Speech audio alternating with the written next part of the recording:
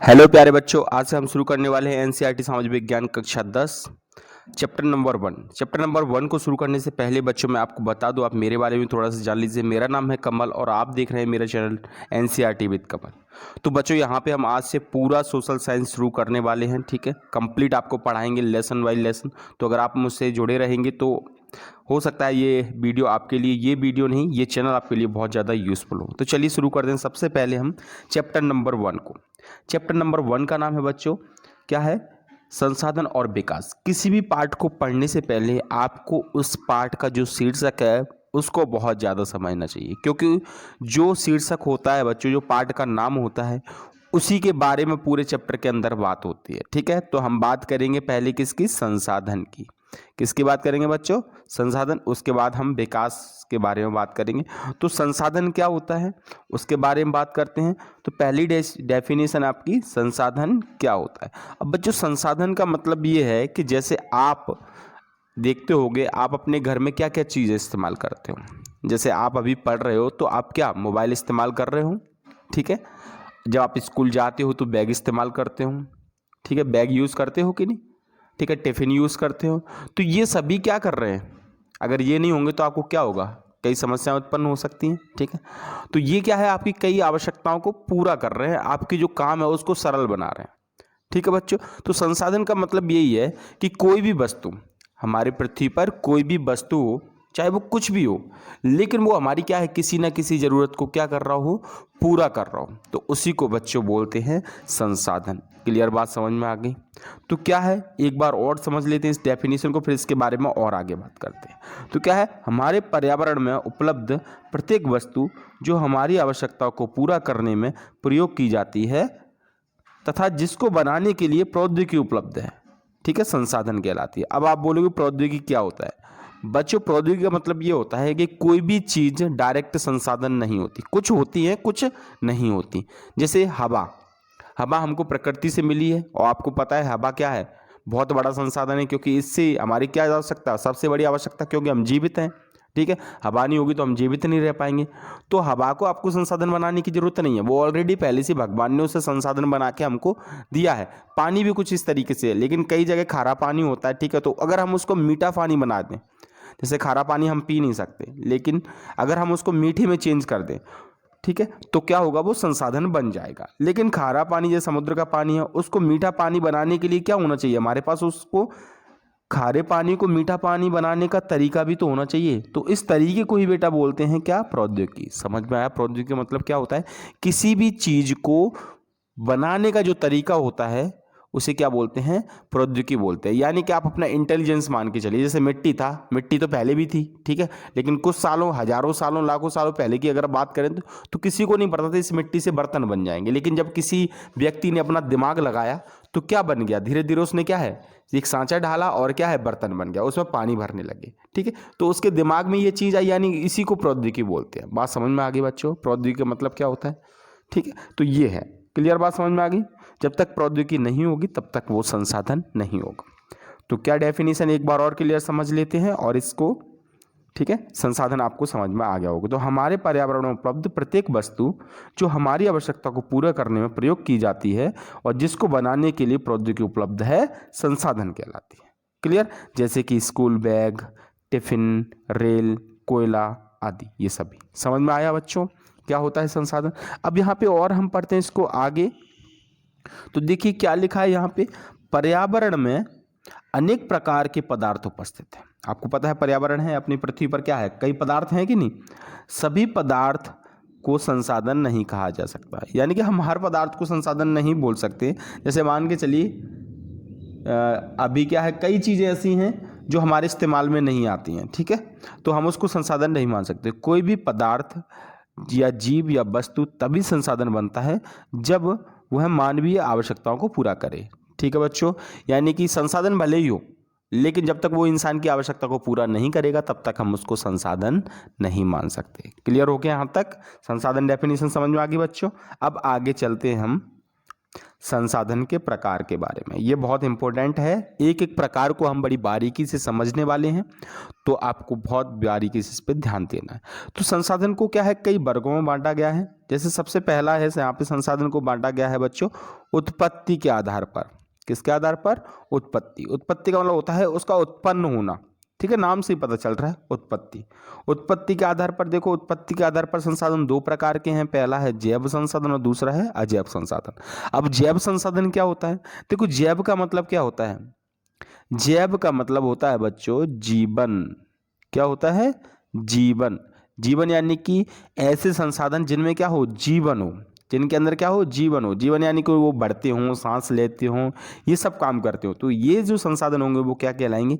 जैव संसाधन कहलाएंगे। तो क्या है, पर्यावरण में उपस्थित वे सभी संसाधन जो सजीव हैं, अर्थात जिनमें जीवन पाया जाता है, कौन से संसाधन कहलाएंगे बच्चों? जैव संसाधन कहलाएंगे। क्लियर हुआ यहाँ तक? जैव संसाधन जैसे कि मनुष्य। अब मनुष्य भी आप बोलोगे मनुष्य कैसे संसाधन हुआ? अच्छा ये बताइए, मैं आपको पढ़ा रहा हूँ, ठीक है, मैं एक टीचर हूँ। क्या हूँ मैं? टीचर। तो मैं आपकी आवश्यकता पूरा कर रहा हूँ कि नहीं?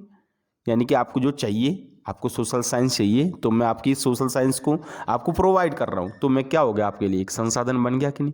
तो डॉक्टर के पास आप जाते हो, डॉक्टर आपका इलाज करता है, तो आपकी जो बीमारी की जो समस्या थी उसको उसने दूर कर दिया, ठीक है। सब्जी वाले के पास जाते हो, आप सब्जी वहाँ से खरीद के लाते हो, तो सब्जी वाला भी क्या हो गया आपके लिए? एक संसाधन हो गया।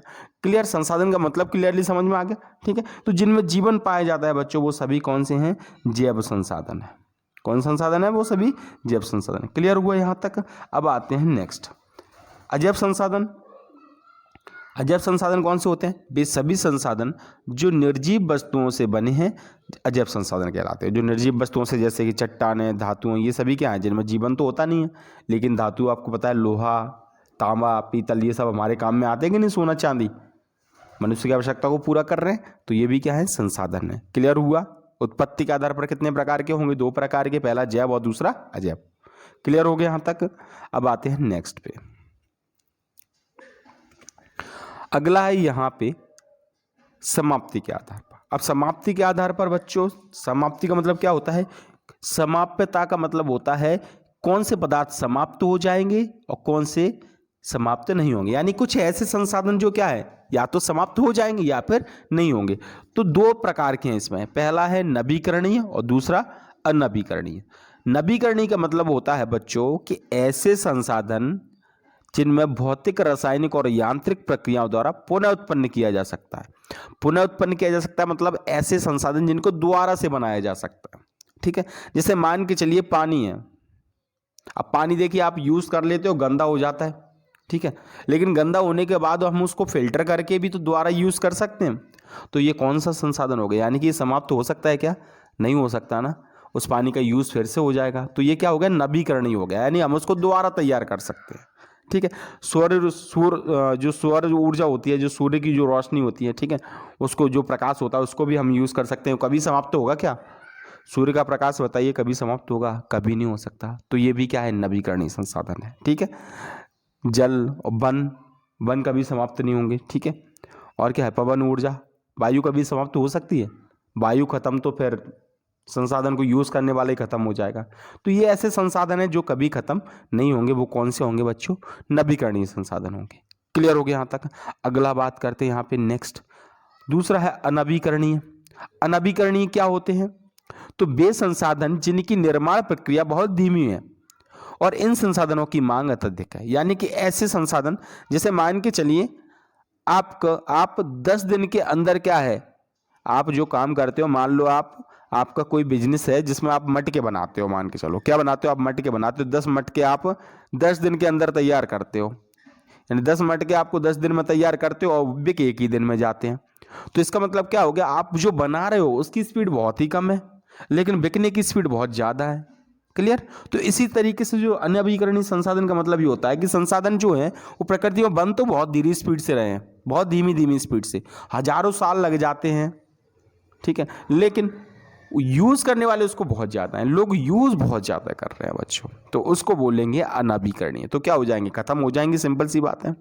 होंगे कि नहीं। जैसे कि पेट्रोलियम मान के चलिए, जो पेट्रोलियम होता है डीजल पेट्रोल, वो क्या है, हजारों साल जो समुद्र के नीचे से निकलते हैं कि नहीं, जीवाश्म ईंधन होता है, वो हजारों साल में तैयार होता है, लेकिन यूज़ बहुत ज़्यादा हो रहा है, पूरे वर्ल्ड में सबसे ज़्यादा यूज़ हो रहा है। तो सिंपल सी बात है, डीजल पेट्रोल बहुत जल्दी क्या हो जाएगा, समाप्त हो जाएगा। ये बात सही है, ठीक है। तो इस टाइप के जो संसाधन होंगे वो कौन से संसाधन होंगे, अनवीकरणीय। अनवीकरणीय का मतलब क्या होता है, वो जल्द ही भविष्य में क्या है, हमेशा उनके खत्म होने का, समाप्त होने का खतरा हमेशा बना रहता है। क्लियर बच्चों, सब बात समझ में आ गया आपको, ठीक है। तो क्या है, वे सभी संसाधन जिनकी निर्माण प्रक्रिया बहुत अत्यधिक है, ठीक है, अत्यधिक धीमी है और संसाधनों की मांग बहुत अधिक है, अतः इन संसाधनों को समाप्त होने का खतरा बना रहता है। कौन से संसाधन कहलाते हैं, अनवीकरणीय संसाधन कहलाते हैं, जैसे कि पेट्रोलियम। बच्चों अगर आप इसके नोट्स चाहते हो तो मेरा जो टेलीग्राम का जो लिंक इस वीडियो के डिस्क्रिप्शन में दिया हुआ है, वहाँ पर आप मुझे ज़रूर कॉन्टैक्ट कीजिए, उस चैनल से जुड़िए। तो वहाँ पे हम आपको बहुत ज़्यादा बेनिफिट्स देंगे, पूरी साल आपकी तैयारी कराएंगे, ये हमारी जवाबदारी है, ठीक है बच्चों। पूरा कोर्स आपको इस चैनल पे मिलेगा सोशल साइंस का, तो चैनल को जरूर सब्सक्राइब कर लीजिए। अगर आप यहाँ तक आ गए हो तो चैनल को जरूर सब्सक्राइब कर लीजिए। अब बात करते हैं यहाँ पे स्वामित्व के आधार पर। अब स्वामित्व के आधार पर कितने प्रकार के होते हैं बच्चों, स्वामित्व का मतलब जानते हो आप, स्वामित्व का मतलब होता है मालिकाना हक, यानी कि मालिक कितने होते हैं, मालिक के हिसाब से हम देखेंगे संसाधन कितने प्रकार के हैं, ठीक है। तो मालिक का मतलब जानते हो ना, जैसे अगर मैंने कोई बाइक खरीदी है तो मान के चलिए मैं उसका क्या हो गया, मालिक हो गया। अब कोई और उसका मालिक होगा क्या, नहीं होगा ना, तो ये मेरी पर्सनल बाइक हो गई। क्लियर बात समझ में आ गई आप लोगों को, ठीक है। तो अब आप बात करते हैं हम आगे यहाँ पे, व्यक्ति, पहला संसाधन कौन सा है, व्यक्तिगत संसाधन। व्यक्तिगत संसाधन क्या होता है बच्चों, कि वे संसाधन जिन पर किसी एक व्यक्ति का अधिकार होता है, कौन सा संसाधन कहलाता है, निजी कहलाता है या फिर व्यक्तिगत संसाधन कहलाता है। क्लियर हुआ, ठीक है। और इसके जो एग्जाम्पल हैं वो क्या है, कुआं, ट्यूबवेल और घर, होता है कि नहीं। घर पर किसी एक व्यक्ति का अधिकार होता है, ट्यूबवेल पर भी किसी एक व्यक्ति का अधिकार हो सकता है और कुएं पर भी किसी एक व्यक्ति का, ठीक है। तो उसे हम क्या बोलेंगे, व्यक्तिगत संसाधन। अगला आता है यहाँ पे सामुदायिक स्वामित्व वाले संसाधन। सामुदायिक का मतलब होता है जैसे आपका गांव है, ठीक है, गांव में कई स्कूल है, स्कूल कैसा होता है, सार्वजनिक होता है कि कई स्कूल देखे होंगे आपने, गांव में सरकारी स्कूल होते हैं, ठीक है। तो जिन पर क्या है, पूरे गांव का अधिकार होगा। मान लो गांव में एक पार्क तैयार हो गया, किसी ने, सरकार ने उस पार्क को बनवा दिया, सरपंच ने, ठीक है। तो बताइए उस जो पार्क है उस पर कितने लोगों का अधिकार है, एक व्यक्ति का अधिकार है क्या, नहीं है ना। तो पूरे गांव का अधिकार है, लेकिन किसी और गांव वाले का अधिकार नहीं है, ठीक है। तो ये एक समुदाय के लिए हो गया, ठीक है। तो इस टाइप के जो संसाधन होंगे उन्हें क्या बोलेंगे, सामुदायिक संसाधन बोलेंगे। तो सामुदायिक का मतलब समझ में आ गया। सामुदायिक का मतलब क्या है, वे संसाधन जिन पर किसी समुदाय यानी कि गांव, शहर, मोहल्ला हो सकता है का अधिकार होता है, उसे क्या बोलते हैं, सामुदायिक संसाधन कहलाता है। उदाहरण के लिए सार्वजनिक पार्क होते हैं, शमशान, ठीक है, सार्वजनिक नलकूप, ये सब कुछ, ठीक है। जो सरकारी जो चीज़ें होती हैं, जो गांव के लिए, पंचायत वगैरह के लिए होती है, किसी मोहल्ले ने इकट्ठे करके बनवा लिया, उसे क्या बोलेंगे, सामुदायिक बोलेंगे। उसके बाद राष्ट्रीय संसाधन क्या होता है। अब राष्ट्रीय संसाधन की बात करते हैं हम। राष्ट्रीय संसाधन होता है बच्चों वे सभी संसाधन जिन पर राष्ट्र का अधिकार होता है। किसका अधिकार होता है, राष्ट्र का, यानी कि पूरे राष्ट्र का अधिकार, उसे क्या कहते हैं, राष्ट्रीय संसाधन कहते हैं। तकनीकी तौर पर देश में पाए जाने वाले सभी संसाधन कैसे हैं, राष्ट्रीय संसाधन।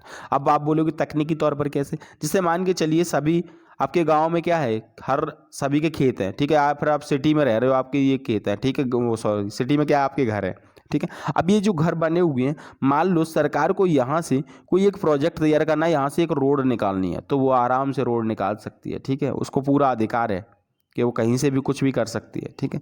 सरकार के पास इतना अधिकार होता है कि वो आपकी ज़मीन से होकर भी कुछ भी, रेलवे लाइन, सड़क, कुछ भी निकाल सकती है, ठीक है। उसको कोई रोक नहीं सकता। हालांकि उसके एवज में कुछ पैसे भी सरकार देती है, ठीक है, लेकिन कहीं ना कहीं ये सभी संसाधन क्या होंगे, राष्ट्रीय संसाधन होंगे। क्लियर बात समझ, जिस पर आप पूरे राष्ट्र का अधिकार होता है उसे क्या बोलेंगे, राष्ट्रीय संसाधन बोलेंगे। क्लियर बात समझ में आ गई बच्चों। नेक्स्ट बोलते हैं यहाँ पे अंतर्राष्ट्रीय संसाधन। अंतर्राष्ट्रीय से आपको समझ में वे सभी संसाधन अंतर्राष्ट्रीय संसाधन कहलाते हैं जिनका नियंत्रण अंतर्राष्ट्रीय संस्थाओं के द्वारा किया जाता है।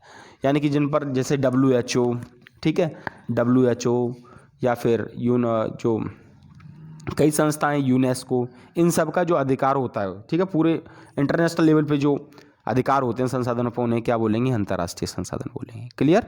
तो वे संसाधन जिन पे अंतर्राष्ट्रीय अधिकार होता है, अंतर्राष्ट्रीय संस्थाओं का अधिकार होता है या फिर वो उनके नियंत्रण में कार्य करते हैं, उनको क्या बोलते हैं बच्चों?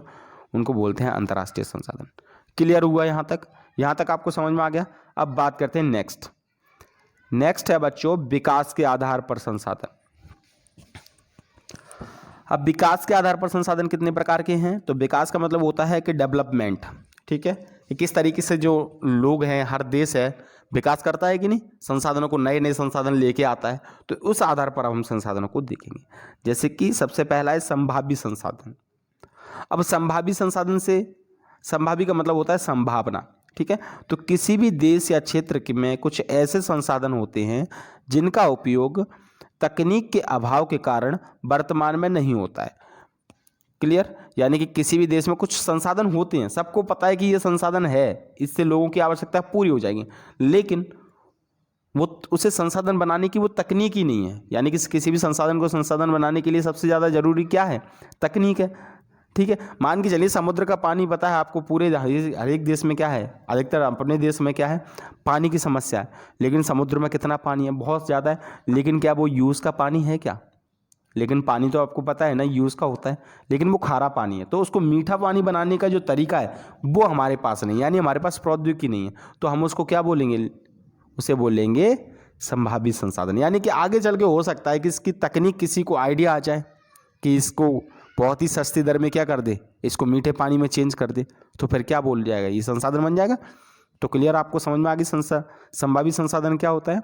तो ऐसा संसाधन जो अभी संसाधन दिख रहा है हमको कि संसाधन है, लेकिन वो उसको यूज़ नहीं कर पा रहे, तो ऐसे, लेकिन हमको लग रहा है कि आगे चल के हम इसका यूज़ कर लेंगे, तो ऐसे संसाधन को क्या बोलेंगे? संभावित संसाधन बोलेंगे।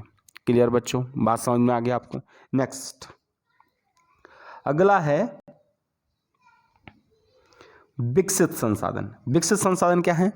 वे संसाधन विकसित संसाधन कहलाते हैं जिनका सर्वेक्षण हो चुका है, ठीक है, जिनका सर्वेक्षण हो चुका है, यानी कि सरकार ने उसको खोज लिया है और जिसके उपयोग की गुणवत्ता और मात्रा निर्धारित हो चुकी है। यानी कि ऐसे संसाधन जो पहले से जो डेवलप हो चुके हैं, ठीक है, डेवलप हो चुके हैं मतलब उनका खोज कर ली है सरकार ने और उसका यूज़ भी कर रहे हैं कि ये इतनी अच्छी क्वालिटी का है, ठीक है, और इसकी इतनी मात्रा है, तो हम आराम से, तो इस टाइप के जो संसाधन होते हैं उसे क्या बोलेंगे बच्चों? उसे बोलेंगे हम विकसित संसाधन। क्लियर? बात समझ में आ गई? नेक्स्ट बात करते हैं, अगला है, तो बच्चों आपको समझ में आया संसाधन क्या होता है? अगले वीडियो हम समझेंगे इसके दूसरे पार्ट के बारे में। तो अगर आपको ये वीडियो पसंद आया बच्चों तो वीडियो को लाइक कर दीजिए, चैनल को सब्सक्राइब कर दीजिए। तब तक के लिए थैंक यू।